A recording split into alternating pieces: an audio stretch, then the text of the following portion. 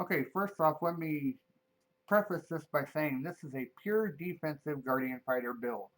If you want to do DPS, don't continue watching this video because you're not going to do any DPS. With that being said, let's get on to the gear. Right now I'm using 2 pieces of Dusk board and 2 pieces of Dragonflight board. The Dragonflight pieces will eventually be upgraded to Elemental, but I haven't done it yet. And my defensive slots, every defensive slot is hit points. Every offensive slot is recovery. Again, every defensive slot is radiant. Every offensive slot is silvery. I use the Lathander set simply because I like to res people from a distance. If I see a lot of people dying, I will swap my Lathander and my emblem of the Sildering.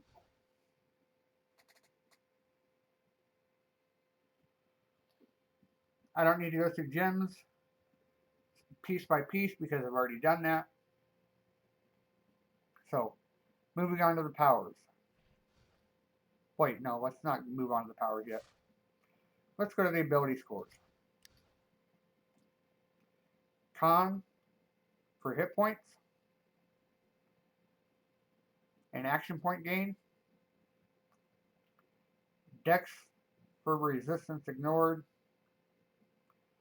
Just so you can do a little bit of damage if you need to.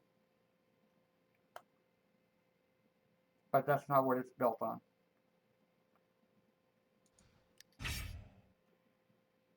Alright. Powers. For dungeons, shield talent,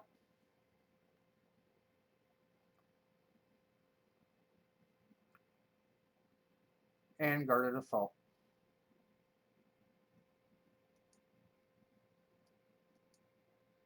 I don't know why I don't have that active right now, but it should be. Next, your main focus for your powers. Enforced threat, guarded assault, shield talent, into the fray, threatening rush,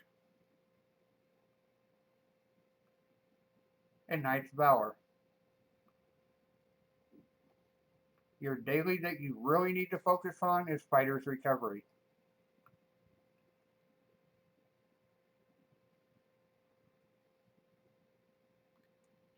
Anything beyond those, in my opinion, is gravy. Feats, I'll go through them one at a time. Action Surge gives you more action points, which will help you get Fighter's Recovery up faster. That was filler points for strength focus, not really needed.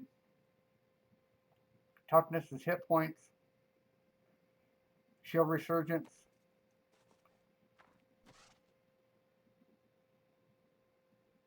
When you get controlled, it helps you keep your hit points up so you're not dying.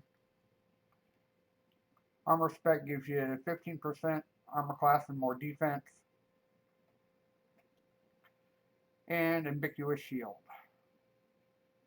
If something gets behind you, it's not doing as much damage to you. Okay, moving on. I'm Spec Protector because I want to be able to take hits like a beast. Some people like Tactician because it's more of a buff spec. Some people like Conqueror for PvP.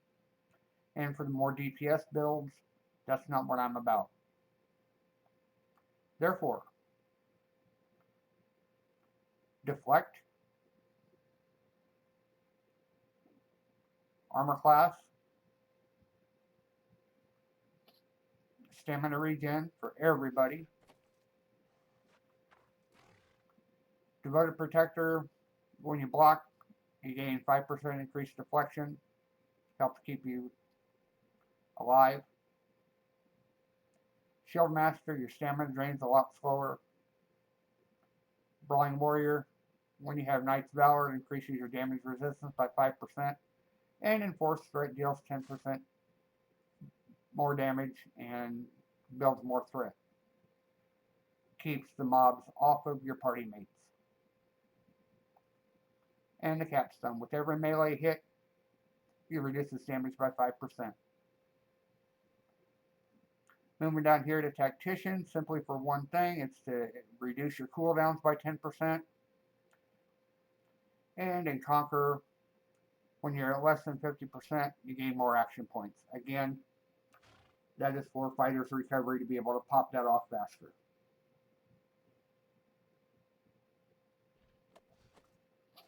Next, moving on to boons. I'm not going to go over the Stronghold boons because Stronghold boons are going to be different for every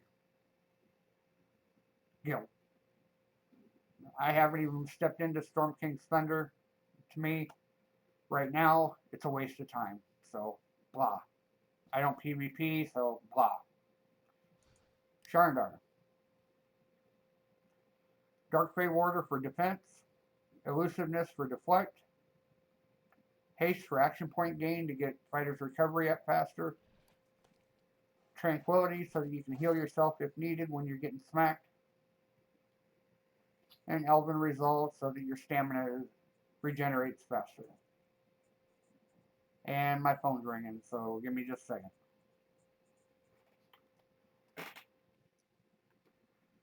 Okay, getting back to where we were. Elven Resolve is for stamina regeneration. Going on to Dread Ring. Conjurer's Gambit. Simply what I chose. Either way, it really doesn't make a difference at this point. You get either power or crit. Lifesteal. Deflect. Healing. And extra bit of shielding for Augmented Day and Bastion.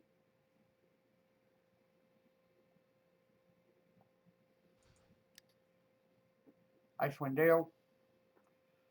Should be AoE resist. Yep. Stamina gain, of course. Rapid Thaws for recovery to get your encounter powers up faster.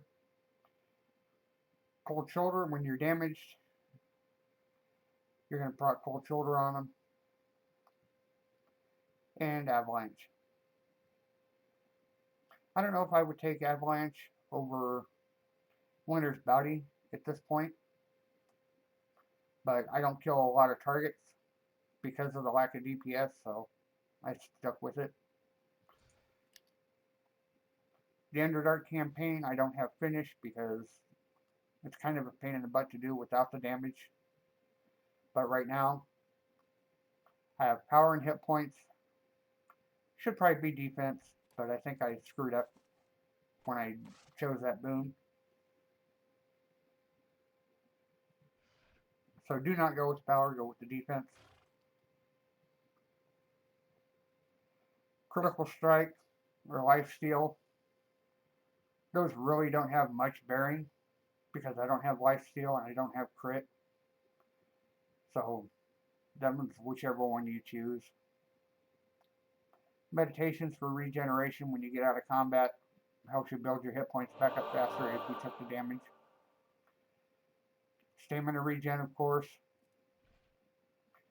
And I think the final one that I'm going to choose when I get to it is, I'll probably do the Abyssal Tenacity. Less damage, stay alive longer. Tyranny of Dragons. Hit points. Deflect.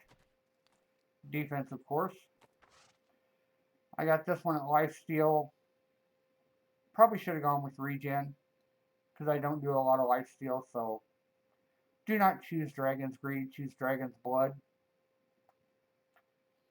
And I've got one in revival, one in thirst. I don't know why I went thirst. I would say stick with revival. All your points into revival. Stronghold boons, like I said, I'm not going to do because they're different for every guild. Just when you're in a dungeon, make sure that you have your defense boon activated if you have it. Maze engine. I haven't done this yet on this character. I run 8 different characters, one of every class, so you're going to want to go with incoming healing,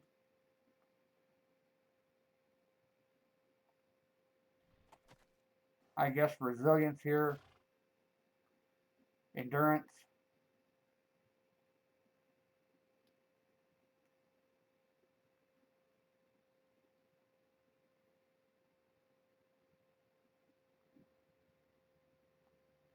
and I would say displace fate for your final boon in the maze engine. Elemental evil, defense, regen, blazing resilience,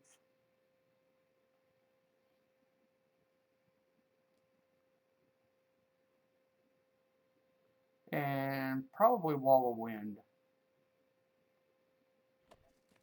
You're going to have enough stamina gain through the other boons. So yeah, I'd say wall of wind for your final elemental evil boon.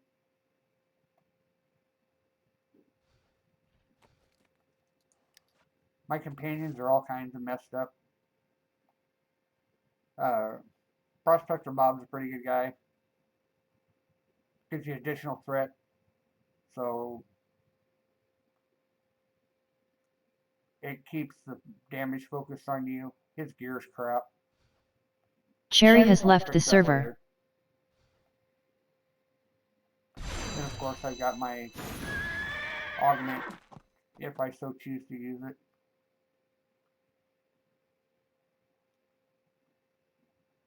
Now let's go through the build. Or the rotation rather.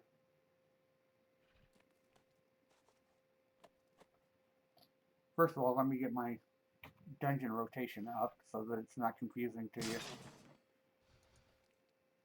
Powers, again, you want to go with enforced threat.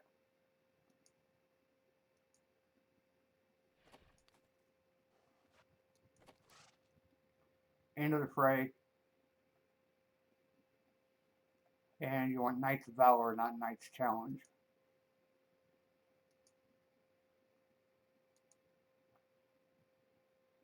Glow has joined the channel. Enforced threat is going to mark everything. No. End of the fray is going to give you run speed, action point, and damage buff for the party. And Knights of Valor is going to intercept the damage from your party to you and build threat.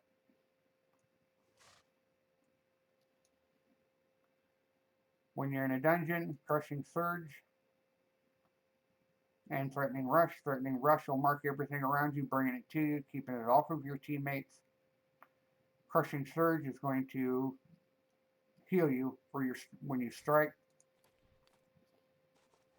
Now, I use the drowned weapons because, again, that's more healing.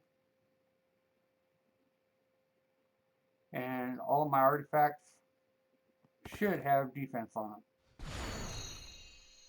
Defense and lifesteal. Defense and lifesteal. Power and defense. Defense and deflect. Yep.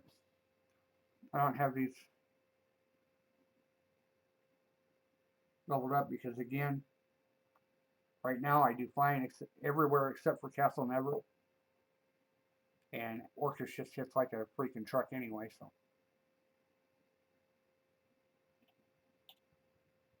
That's a inconvenience, but a minor one at this point.